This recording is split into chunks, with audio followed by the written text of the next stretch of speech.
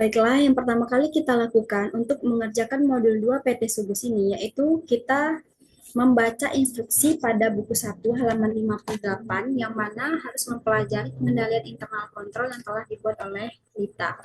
Dari pengendalian internal kontrol yang sudah dilakukan Saudari Lita pada buku 1 halaman 46 sampai 49, mayoritas jawabannya adalah iya. Dan di halaman 20 pada buku 1, kesimpulan penilaiannya adalah baik.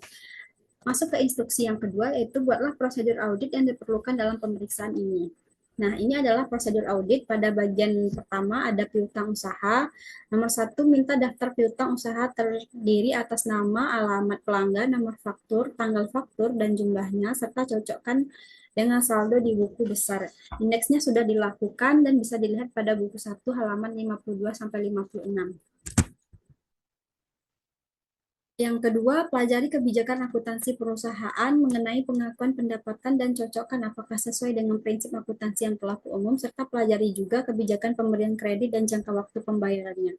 Ini indeksnya sudah dilakukan juga dan bisa dilihat pada buku 1 halaman 23. Yang ketiga, lakukan analisis rasio mengenai perputaran piutang dan prosedur analitis mengenai fluktuasi piutang dengan perbandingan tahun sebelumnya. Ini indeksnya juga sudah dilakukan. Dan yang keempat, lakukan konfirmasi dengan memilih sampel yang representatif. Pemilihan tanggal konfirmasi dapat dilakukan juga atas saldo sebelum tanggal neraca. Dan untuk mendapatkan keyakinan atas kebenaran saldo piutang per tanggal neraca, lakukan prosedur tambahan, misalnya dengan melakukan penelitian pada buku besar atas transaksi yang terjadi antara tanggal yang saldonya dikonfirmasi dengan tanggal neraca. Indeksnya adalah EE, yang bisa juga dilihat pada buku 1 halaman 52 sampai 56. Untuk nomor 5 yaitu tindak lanjuti setiap jawaban konfirmasi dan apabila terdapat selisih diminta atau teliti keterangan dari klien. Ini indeksnya juga sudah dilakukan. Yang keenam, bila konfirmasi yang dikirim tidak diterima jawaban atau tidak dapat dilakukan konfirmasi, lakukan alternatif prosedur lainnya, misalnya dengan memeriksa bukti daftar pencatatan dan uji penerimaan pembayaran piutangnya. Ini indeksnya terdapat pada EE1 dan 2. Yang ketujuh, lakukan subsequent receipt test terhadap pembayaran piutang setelah tanggal neraca atau laporan posisi keuangan. Ini indeksnya terdapat pada EE. Yang kedelapan, perhatikan retro penjualan yang besar sesudah tanggal neraca atau laporan posisi keuangan.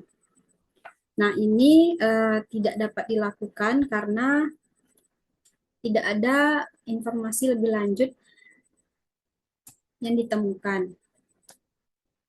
Yang kesembilan, uji pisah batas penjualan atau sales cut off dengan memeriksa faktur penjualan beberapa hari sesudah dan sebelum tanggal neraca atau laporan posisi keuangan.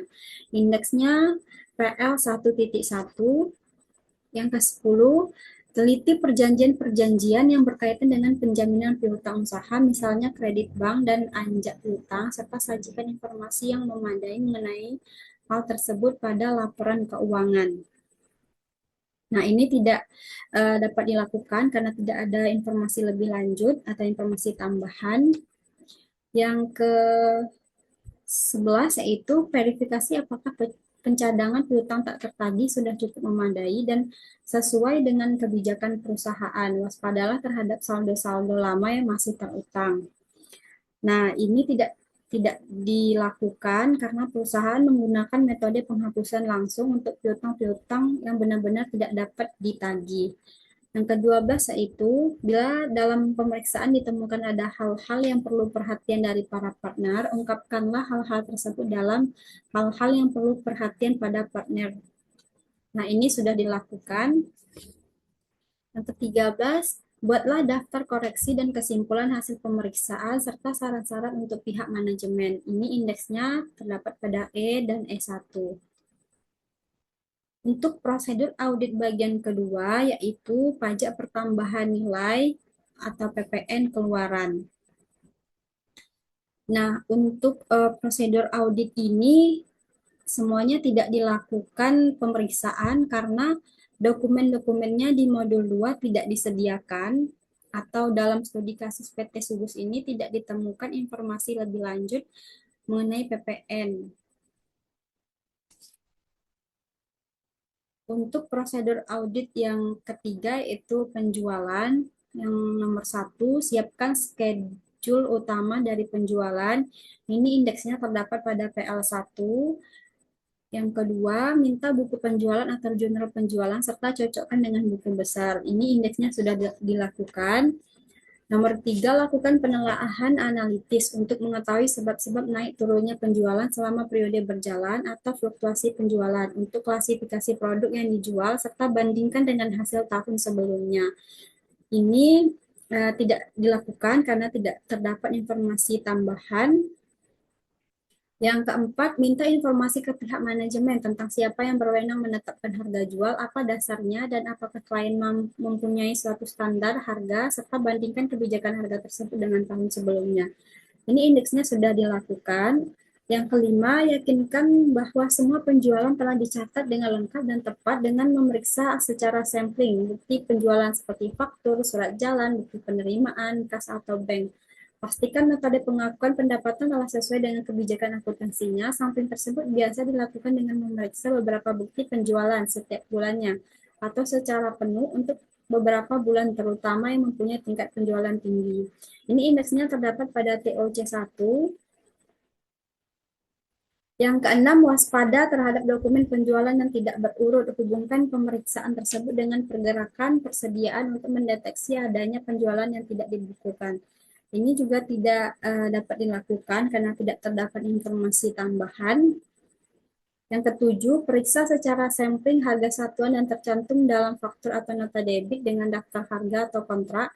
Bila ada perkalian banyaknya barang dengan harga satuan, penjumlahan dan pengurangan atau potongan, serta persetujuan atas syarat-syarat penjualannya. Ini juga indeksnya terdapat pada TOC1.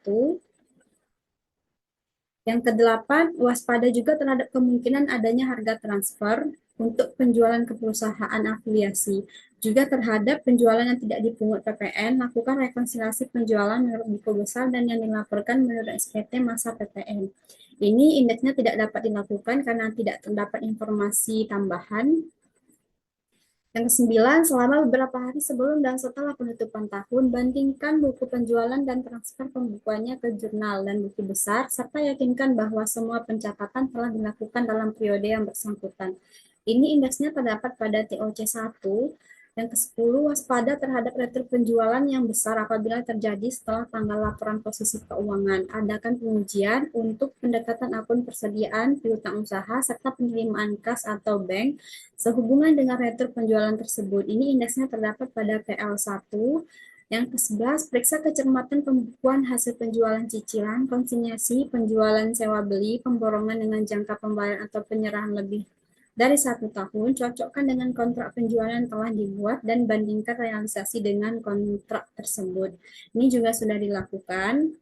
Yang ke-12, pastikan bahwa semua hal-hal yang perlu diungkapkan dalam laporan keuangan telah diperoleh informasi secukupnya pada saat kerja lapangan. Ini indeksnya juga sudah dilakukan. Yang ke-13, buat daftar koreksi yang diperlukan serta kesimpulan dan komentar hasil pemeriksaan. Ini indeksnya terdapat pada E1 dan PA1. Nah, untuk penjelasan lebih lanjut mengenai indeks-indeks yang terdapat pada prosedur audit ini akan dijelaskan oleh teman saya selanjutnya. Baik, di sini saya akan menjelaskan mengenai uh, kertas kerja piutang, yaitu kertas kerja double E. Di sini berisi tentang konfirmasi piutang. Di sini diisi dengan kodenya ini bisa dilihat dari buku 1 pada halaman 11. Yang pertama ada kode NR. Kode NR itu adalah kode no replace, artinya tidak ada jawaban. Yang kedua ada kode CD yang artinya confirming balance, artinya jawabannya cocok. Yang ketiga ada kode RD yaitu reporting difference, artinya di sini artinya terdapat perbedaan. Yang selanjutnya saya akan menjelaskan yang pertama yaitu PT Krakatau.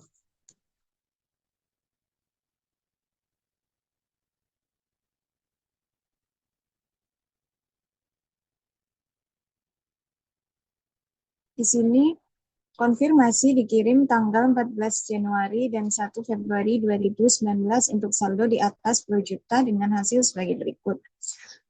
Untuk konfirmasi yang pertama itu dilakukan tanggal 14 Januari dan yang kedua yaitu dilakukan pada tanggal 1 Februari tahun 2019. Yang pertama yaitu PT Krakatau tidak menjawab konfirmasi 1 dan konfirmasi 2 juga tidak dibalas. Artinya PT Krakatau tidak memberi jawaban, maka dalam kolom diisikan NR. Di sini PT Krakatau. Untuk konfirmasi pertama NR dan konfirmasi kedua yaitu NR. Selanjutnya yaitu PT Merdeka.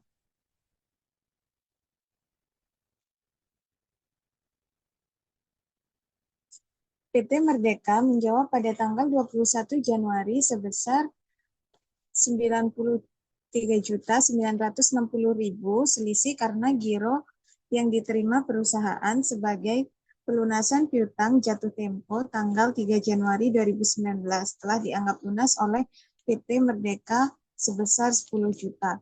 Di sini terdapat selisih 10 juta. Maka selanjutnya diisikan PT Merdeka, diisi hasil konfirmasi, diisi RD, artinya reporting difference, yang diisikan senilai 10 juta. Yang ketiga yaitu PT Orientasi.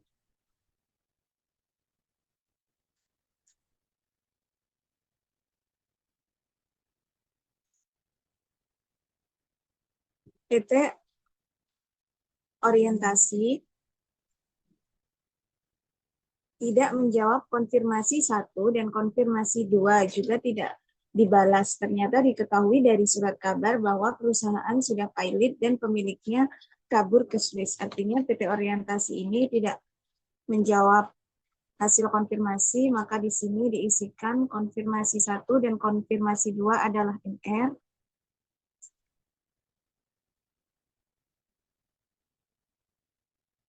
Selanjutnya yaitu PT Lestari.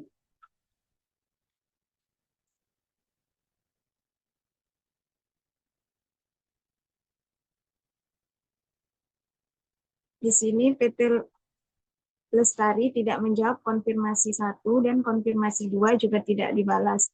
Maka diisikan NR dalam kedua hasil konfirmasi. Selanjutnya yaitu PT Nuansa. PT Nuansa di sini juga tidak membalas hasil konfirmasi yang pertama dan yang kedua. Selanjutnya yaitu PT Pelita. Kita lihat di sini.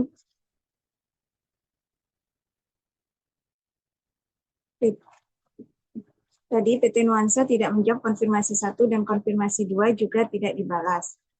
Selanjutnya PT Pelita.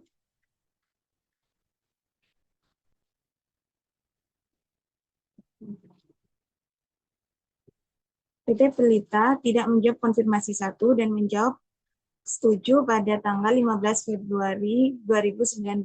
Maka di sini diisikan hasil konfirmasi pertama adalah NR, dan untuk konfirmasi kedua adalah CD, confirming balance, karena PT Pelita mengkonfirmasi hasilnya cocok. Selanjutnya itu PT Queenie.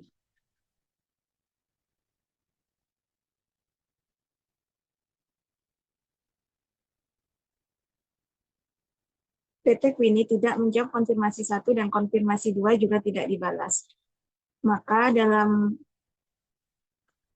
mencocokkan konfirmasi diisikan yaitu NR no replace dalam kedua hasil konfirmasi.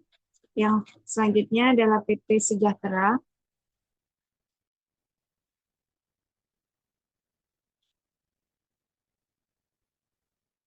PT Sejahtera menjawab tidak setuju pada tanggal 21 Januari 2019 sebesar 85.871.500 karena adanya penjualan tanggal 28 Desember sebesar 22 juta batal dikirim ke gudang langganan sebab telah tutup dan barang tersebut dikirim lagi pada tanggal 3 Januari. Di sini PT Sejahtera tidak setuju pada tanggal 21 Januari, maka diisikan dalam hasil konfirmasi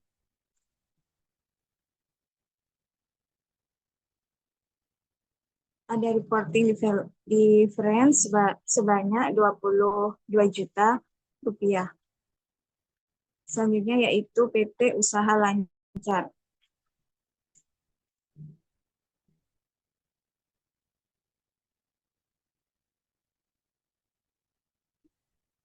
PT Usaha Lancar tidak menjawab konfirmasi 1 dan juga tidak menjawab konfirmasi 2. Berarti di sini diisikan NR ke dalam 2 kolom hasil konfirmasi. Selanjutnya yaitu PT Wahana. Untuk PT Wahana,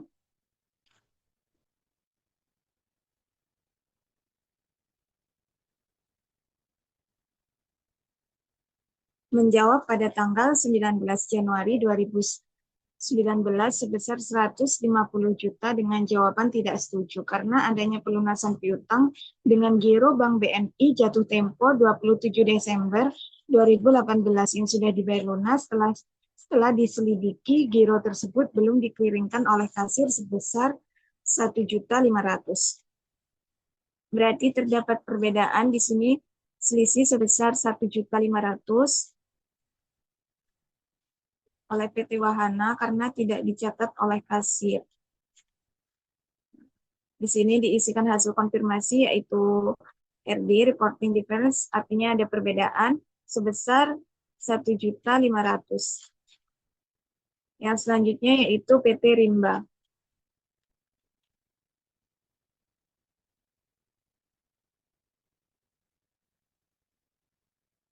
PT Rimba menjawab tidak setuju pada tanggal 21 Januari sebesar Rp16.500.000 karena adanya penagihan faktur tanggal 1 Desember 2018 sebesar 11 juta yang diterima bagian keuangan tanggal 28 Desember dengan giro Bank Mamon jatuh tempo 3 Januari 2019 telah dicatat sebagai pelunasan utangnya. Di sini adanya penagihan faktur yang tanggal 1 Desember sebesar 11 juta yang telah diterima bagian keuangan. Maka terdapat perbedaan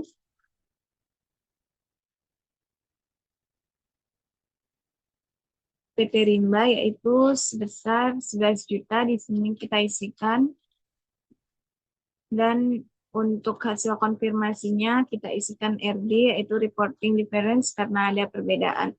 Selanjutnya yaitu PT Tempo.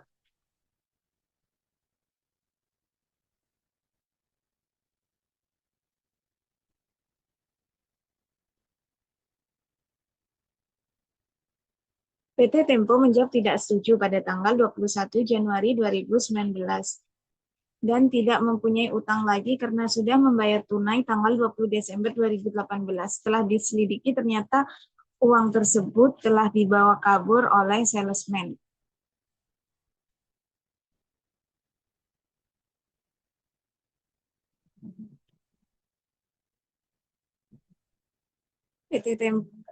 PT Tempo di sini terdapat perbedaan, maka hasil konfirmasinya RD yaitu sebesar 15 juta. 15 juta ini didapat dari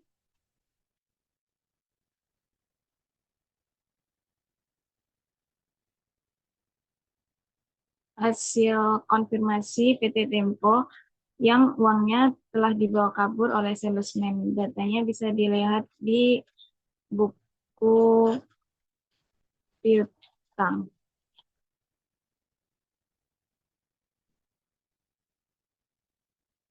Yang selanjutnya yaitu PT Zebra Pratama. Di sini terdapat ketidakcocokan. Kita lihat dalam transaksi, kita lihat dalam hasil konfirmasinya. PT Zebra Pratama menjawab pada tanggal 24 Januari sebesar 70 juta dengan jawaban tidak setuju karena adanya kesalahan catat pada tanggal 27 Desember 2018 seharusnya pelunasan PT Lestari. Di sini kita kembali ke hasil konfirmasinya.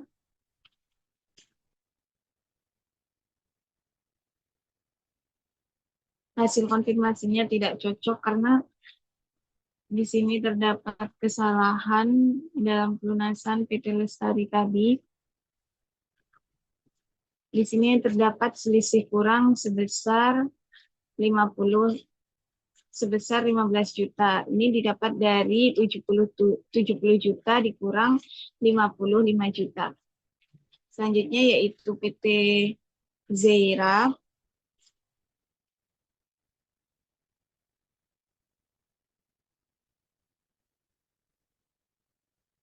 PT Zeira menjawab pada tanggal 18 Januari sebesar 158.600.000 dengan jawaban tidak setuju karena adanya pelunasan piutang dengan giro BIID jatuh tempo 28 Desember tahun 2018 yang sudah dibayar lunas. Setelah diselidiki, giro tersebut belum dikliringkan oleh kasir sebesar Rp400.000. Maka di sini dilakukan hasil konfirmasi PT Zeira yaitu RD, artinya reporting difference, ada ketidakcocokan di sini sebesar 400.000 karena belum dikliringkan oleh kasir. Terakhir yang selanjutnya yaitu PT Forbokins.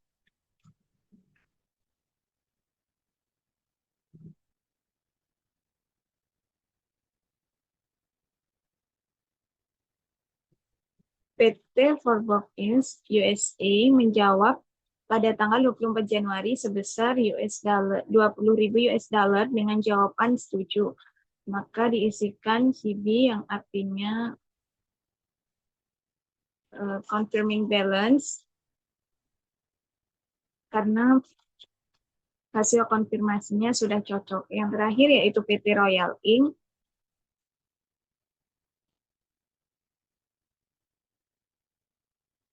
PT Royal Inc. USA menjawab pada tanggal 24 Januari 2019 sebesar $40.000 dengan jawaban setuju. Maka di sini juga diisikan hasil konfirmasi yaitu CB yang artinya confirming balance karena hasil konfirmasinya cocok. Di sini saya akan melanjutkan pada bagian file itu E1 untuk PT Sugus dengan nama pelanggan yang pertama yaitu PT Krakatau dengan harga per klien. Ini per 31 Desember 2018 seharga 33 juta rupiah dengan pada di bagian kredit sebesar 11 juta rupiah dan untuk hasil audit per 31 Desember 2018-nya sejumlah 22 juta rupiah. Lanjut untuk PT Merdeka sama per 31 Desember 2018 yaitu dengan harga 103.960.000 rupiah. Pada bagian kreditnya, maaf, langsung untuk per audit yaitu 103.960.000 rupiah. Selanjutnya untuk pelanggan yang ketiga yaitu PT Orientasi dengan harga per klien sebesar 11 juta rupiah. Di bagian kredit sama 11 juta rupiah, namun tidak ada jumlah di bagian audit akhirnya. Dan untuk yang keempat itu pelanggan pada PT Lestari dengan harga 59 juta rupiah nilai di kredit Rp1.500.000 dan di ah- di akhir audit sebesar Rp57.500.000. Selanjutnya PT Nuansa untuk harga per PT Nuansa untuk harga per kliennya sebesar Rp116.125.000, sama untuk hasil audit akhirnya Rp116.125.000. Selanjutnya yaitu PT Pelita dengan harga per klien sebesar 10.357.357 juta rupiah. Dan untuk hasil per audit sama pada nilai per klien. Dan untuk selanjutnya yaitu PT Queenie dengan harga per klien sebesar Rp132 juta. Dan hasil audit akhir sama juga Rp132 juta. Selanjutnya PT Sejahtera dengan harga per klien Rp107.871.500, dan di sini ada di bagian kreditnya sebesar Rp22 juta dan hasil audit akhir sebesar Rp85.871.500. Nah, ini didapatkan dari harga per klien dikurang dari harga yang dikredit yaitu sebesar Rp22 juta. Selanjutnya PT Usaha Lancar yaitu harga per kliennya sebesar Rp390.989.000 dan di bagian kredit yaitu sebesar Rp198 juta. Dan untuk hasil audit akhirnya yaitu sebesar Rp588.999.140. Nah, ini didapatkan dari harga per klien ditambah dengan total pada debit. Selanjutnya adalah PT Wahana sebesar Rp151.500.000 dan di bagian kreditnya sebesar Rp1.500.000 dan hasil akhirnya yaitu Rp150 juta. Lanjut untuk PT Rimba dengan harga per klien Rp27.500.000 pada bagian kreditnya sebesar Rp15 juta dan hasil audit akhir sebesar Rp42.500.000. Lanjut untuk pelanggan pada PT Tempo dengan harga per klien Rp15 juta dan di bagian kredit sama Rp15 juta juga. Selanjutnya yaitu PT Zebra Pratama dengan harga per klien Rp55 juta dan untuk hasil audit akhirnya sama juga Rp55 juta. Selanjutnya PT Zera dengan harga per klien sebesar Rp159 juta dan di bagian kredit Rp400.000 dan hasil akhirnya Rp158.600.000. Selanjutnya untuk PT Forbok ini tidak ada sama sekali jumlah atau data yang tertera di sini. Selanjutnya untuk EQP pada mata uang US dollar sebesar $20.000 dan untuk per klien Rp90 juta dan hasil audit akhirnya juga Rp90 juta.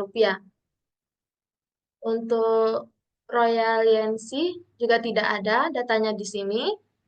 Dan yang terakhir yaitu pelanggan dari PT QP sama dengan mata uang US dollar yaitu sebesar $40.000 dan harga per kliennya sebesar Rp182 juta dan hasil akhirnya juga sama Rp182 juta.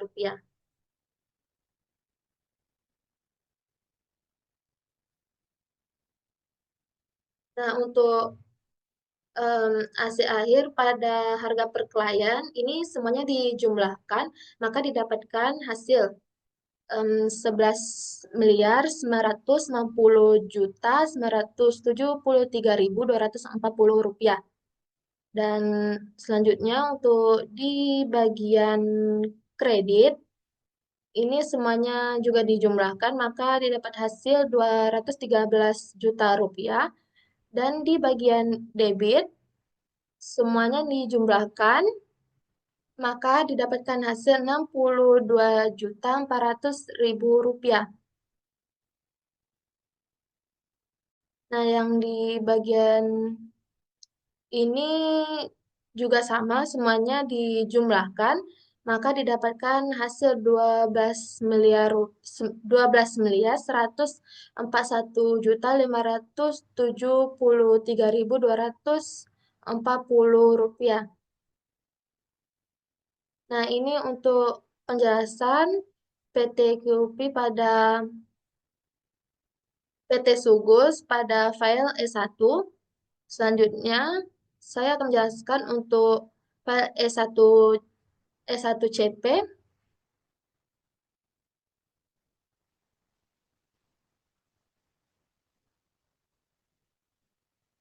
Yang pertama, di file ini dijelaskan tentang catatan pemeriksaan. Berdasarkan hasil pemeriksaan ditemukan nih, yang pertama perusahaan belum mencatat atas penerimaan piutang dari PT Wana senilai 1.500.000 rupiah. Dan pada bagian kasnya, di sini keterangan pada bagian debit itu sebesar 1.500.000 rupiah dan kreditnya piutang usaha juga sama 1.500.000 rupiah. Lanjut, catatan pemeriksaan yang kedua yaitu penjualan kepada PT Sejahtera belum diterima karena gudang sudah tutup dan baru diterima pada tanggal 3 Januari 2019. Penjualan di bagian debit sebesar 20 juta rupiah. Selanjutnya juga pada bagian debit yaitu PPN keluaran sebesar 2 juta rupiah. Dan yang selanjutnya pada bagian kredit yaitu piutang usaha sebesar 22 juta rupiah. Untuk catatan pemeriksaan yang ketiga yaitu perusahaan sudah mencatat penerimaan piutang dari PT Zebra Pratama yang seharusnya dari PT Lestari senilai 15 juta rupiah. Di sini keterangannya pada bagian debit yaitu piutang usaha PT Zebra Pratama sebesar 15 juta rupiah dan di bagian kredit piutang usaha PT Lestari senilai 15 juta rupiah. Yang pemeriksaan yang keempat yaitu perusahaan belum mencatat atas penerimaan piutang PT Zera senilai 400.000 rupiah. Pada bagian debit yaitu kas senilai 400.000 rupiah dan pada bagian kredit yaitu piutang usaha juga senilai 400.000 rupiah. Selanjutnya untuk pemeriksaan yang kelima yaitu perusahaan belum mencatat piutang usaha yang tidak dapat ditagih dari PT Orientasi sebesar 11 juta rupiah karena perusahaan mengalami pilot. Dan untuk pada bagian debit yaitu piutang tak tertagih sebesar 11 juta rupiah dan pada bagian kredit yaitu piutang usaha sejumlah 11 juta rupiah. Dan yang terakhir yaitu pemeriksaan perusahaan belum mencatat penerimaan piutang dari PT Tempo yang dibawa kabur oleh salesman PT Sugus. Pada bagian debitnya yaitu piutang usaha lain-lain sebesar 15 juta rupiah dan piutang usaha senilai 15 juta rupiah juga. Itulah penjelasan untuk file E1CP. Lanjut untuk file yang ketiga yaitu EE1. Nah, di bagian kolom ini itu ada keterangannya. Yang pertama, saldo menurut konfirmasi. Nah, di sini jumlah konfirmasinya sejumlah 9. Jumlah angkanya ini didapatkan dari hasil konfirmasi pada file yang ini, yaitu 81.831.500 rupiah.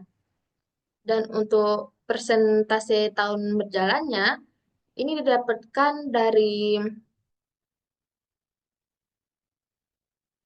yang ini didapatkan dari 891.830.500 rupiah dibagi dengan total piutang usaha pada tahun 2017, yaitu senilai 8.922.298 rupiah, dan diubah dalam bentuk persentase. Di sini didapatkan hasilnya senilai 7% dan persentase tahun lalu sejumlah 10%. Lanjut untuk selisih yang dilaporkan, di sini ada hasil konfirmasi dengan jumlah konfirmasi 9, jumlah angkanya 846.931.500 rupiah. Ini juga didapatkan dari hasil konfirmasi pada kolom konfirmasi dengan persentase 7%. Dan persentase tahun lalu sejumlah 10%. Lanjut untuk selisih dengan pembukuan klien. Di sini jumlah konfirmasinya yaitu 7 dengan jumlah angka 44.900.000 rupiah dan hasil persentase senilai 0,37%. Ini untuk persentase tahun berjalan, sedangkan untuk persentase tahun lalu sebesar 0,53%. Selanjutnya kembali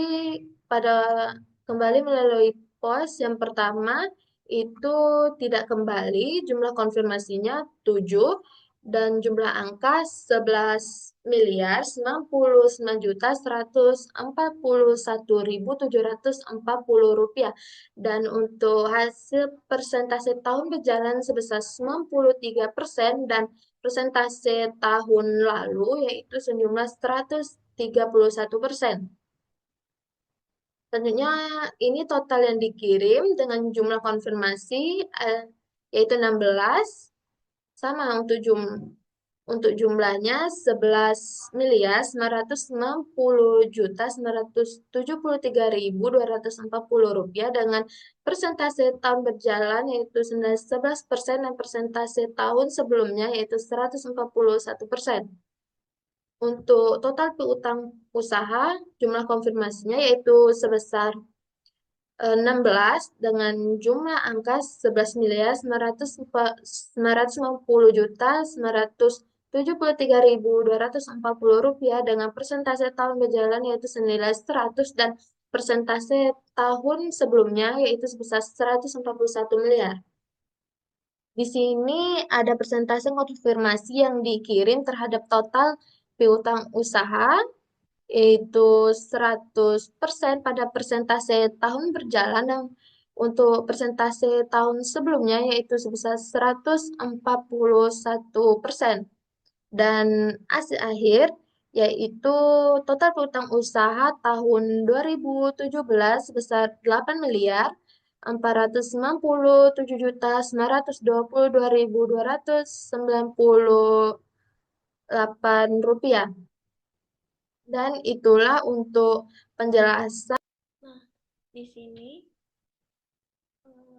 saya akan kembali membahas mengenai schedule ringkasan hasil dari konfirmasi positif piutang usaha atau indeks EE2 untuk pengiriman konfirmasi kedua. Jadi setelah membuat konfirmasi 1, itu kita ada membuat konfirmasi 2.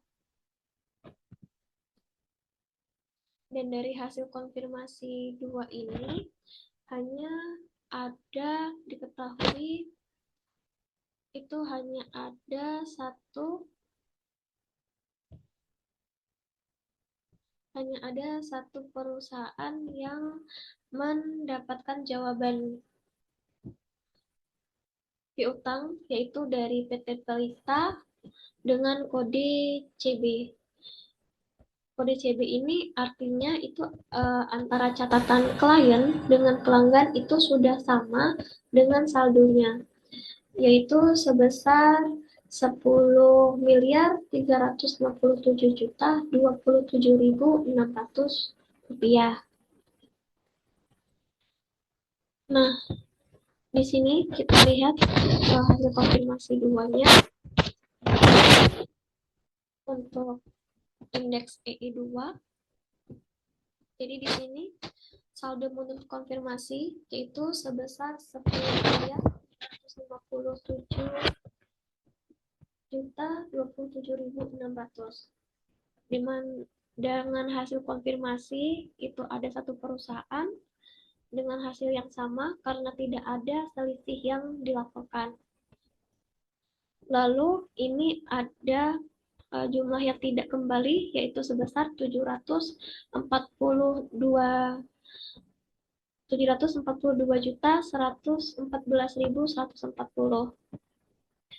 Ini adalah, di sini saya menggunakan bantuan, ini adalah hasil dari ini perusahaan yang tidak menjawab konfirmasi. Itu ada 6 perusahaan selain perusahaan Pelita tadi, karena ia menjawab cocok. Nah, di sini kita hasilnya itu adalah sebesar 742.114.140 di sini. Nah, lalu untuk total yang dikirim ini hasilnya dari sini, yaitu jumlah dari perusahaan yang tidak mengkonfirmasi dan mengkonfirmasi pada konfirmasi 2. Yang maksud saya yang menjawab maupun tidak menjawab pada konfirmasi kedua. Di sini, lalu ini total piutang usaha itu ada 16 perusahaan. Ya teman-teman, ini hasilnya dari piutang usaha tahun 2018. Dan ini adalah total piutang usaha untuk tahun 2017. Dan untuk persentase tahun berjalannya, ini teman-teman bisa menggunakan rumus saldo menurut konfirmasi dibagikan dengan total piutang usaha dikalikan dengan 100%. Jadi hasilnya 86%. Begitu juga dengan persentase tahun berjalan yang tidak kembali itu 742.114.140 dibagikan dengan total piutang usaha. Begitu juga dengan total yang dikirim, itu sama. Itu jumlah total yang dikirim, ini dibagikan dengan total piutang usaha. Mendapatkan hasil 93%. Dan persentase konfirmasi yang dikirim terhadap total piutang usaha yaitu sebesar 93%. Dan untuk persentase tahun lalu itu dicari dengan cara yang sama, yaitu membagikan saldo menurut konfirmasi dengan total piutang usaha. Begitu dengan hasil konfirmasi sama, hasil konfirmasi tidak kembali dan total yang dikirim itu hasil jumlahnya sama-sama dibagi dengan total piutang usaha. Dan diperoleh persentase konfirmasi yang dikirim terhadap total piutang usaha itu sebesar 131%. Akan menjelaskan mengenai pengauditan transaksi penjualan. Di sini saya akan menjelaskan mengenai PL 1.1 atau uji pisah batas. Uji pisah batas ini dilakukan untuk memastikan transaksi penjualan apakah sudah sesuai dengan tanggal yang terjadi. Untuk data-data yang diambil ini diambil dari buku 1 Suktisno Agus.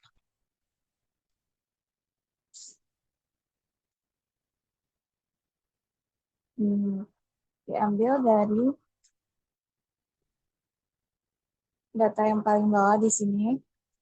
Tinggal kita pindahkan ke dalam kolom-kolom sesuai dengan namanya. Di sini ada kolom yang pertama, ada kolom nomor faktur penjualan, tanggal faktur penjualan, nama pelanggan, jumlah, dan juga nomor surat jalan dan tanggal surat jalan. Tinggal kita sesuaikan. Selanjutnya yaitu untuk mengisi tanggal pencatatan. Tanggal pencatatan ini diisi untuk mengkonfirmasi transaksi agar tidak salah pencatatan. Kita mengisi tanggal pencatatan ini berdasarkan buku besar piutang usaha yang bisa kita lihat di buku 1 seperti pada PT Krakatau, yaitu surat jalan nomor 231, keterangan penjualan sebesar 11 juta. Apakah sudah sesuai dengan yang telah diisikan untuk kolom pertamanya? PT Krakatau pada tanggal 28 bulan Desember tahun 2018, surat jalan 231 sudah sesuai. Faktur penjualan pada tanggal 28 Desember tahun 2018, nomor 231 sudah sesuai. Jumlahnya 11 juta sudah sesuai. Maka kita isikan tanggal pencatatannya yaitu 28 Desember tahun 2018. Begitupun untuk seterusnya.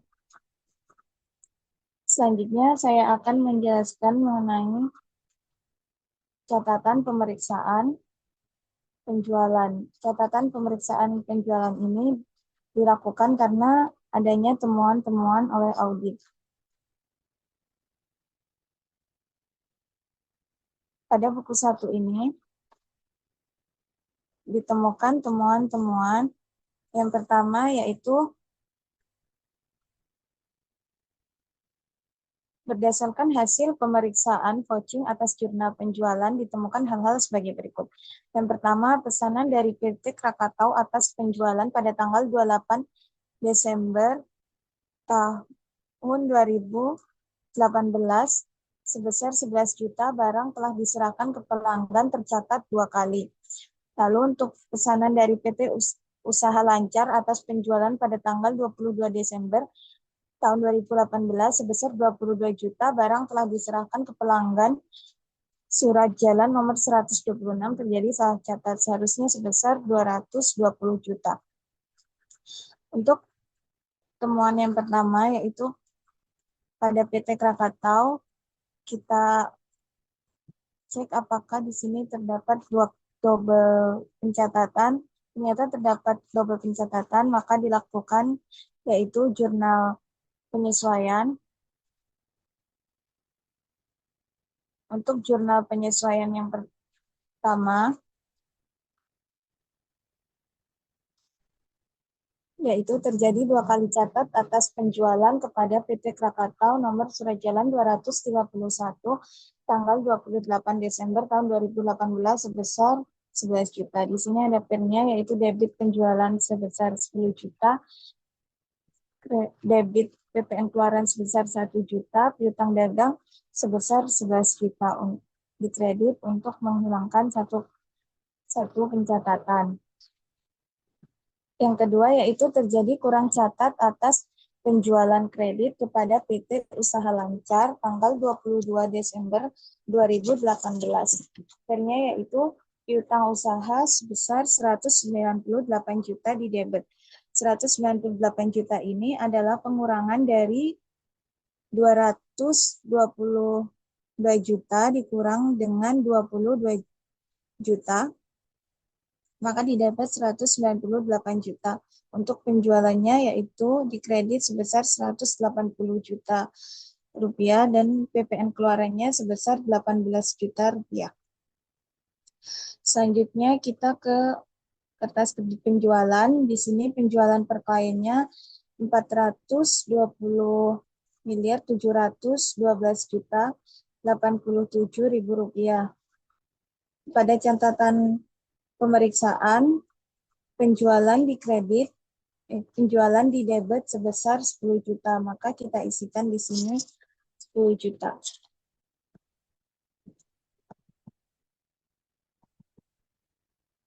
Selanjutnya yaitu penjualan di kredit sebesar 180 juta, kita isikan di sini 180 juta.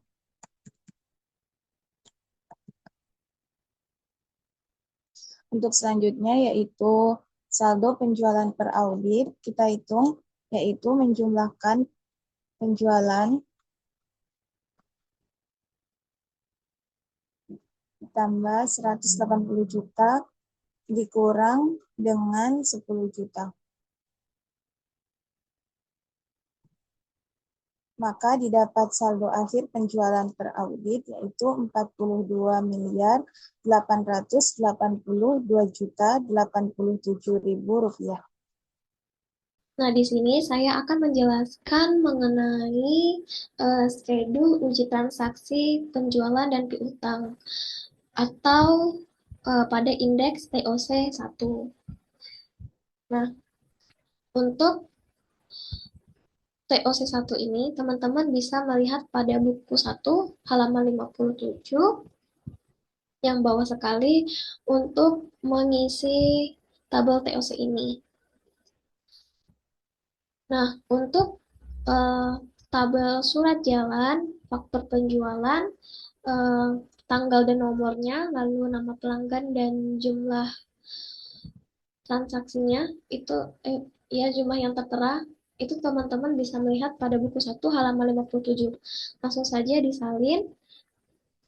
Nah, lalu setelah itu kita akan melakukan uji transaksi dengan memeriksa atau mengecek kelengkapan bukti pendukung, otorisasi, dan voting. Voting ini merupakan hasil dari penjumlahan atau perhitungan secara matematis. Nah,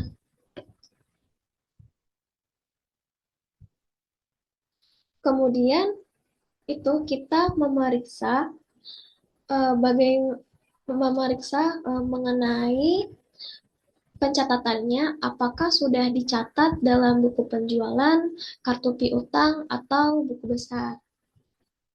Nah, untuk bukti pendukung dan otorisasi, ini teman-teman bisa dilihat pada buku 1, halaman 65 sampai 67. Nah, misalnya nih, untuk dokumen atau faktur nomor 229, itu kita lihat apakah ada bukti pendukungnya, apakah bukti pendukungnya sudah lengkap dan sudah diotorisasi, sudah ditanda tangan atau tidak. Nah, jika sudah, jika memang sudah diotorisasi dan bukti pendukungnya lengkap, teman-teman di sini bisa langsung checklist.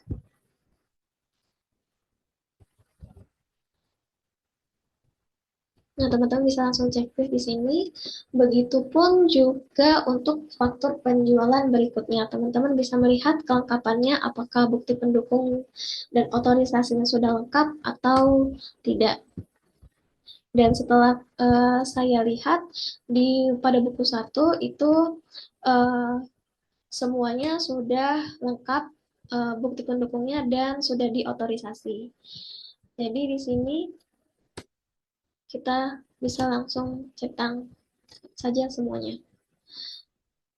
Oke. Nah, untuk voting, untuk teman-teman, maaf. Untuk untuk voting, voting ini merupakan perhitungan matematis kita menilai apakah sudah benar atau belum, seperti kuantitas dikalikan dengan harganya, apakah hasilnya sudah benar, lalu ditambahkan dengan PPN, apakah hasilnya sudah benar dengan jumlah yang dilaporkan atau tidak, gitu. Nah, untuk melakukan voting ini, di sini saya menggunakan tabel bantuan di sini. Nah, misalnya nih, untuk nomor faktul 229. Nah, itu teman-teman bisa lihat pada dokumen yang sama untuk yang tadi itu pada buku 1 halaman 65 sampai 67. Nah, di situ kita lihat ternyata diketahui kuantitasnya itu sudah benar sebesar 8.600 dengan harga per unitnya 16.765.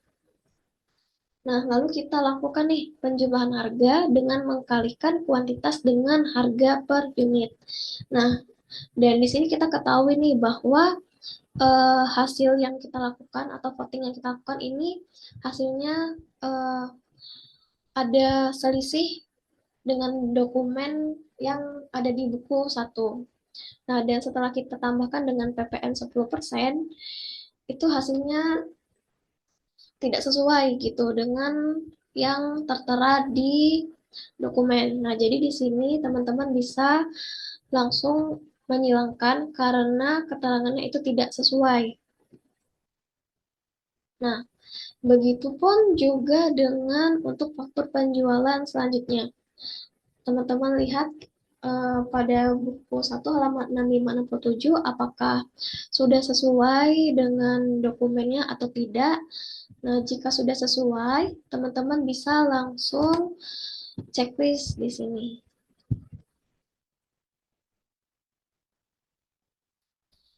Nah, lalu selanjutnya yaitu kita akan melakukan pemeriksaan pencatatan pada buku penjualan, kartu piutang, serta buku besar.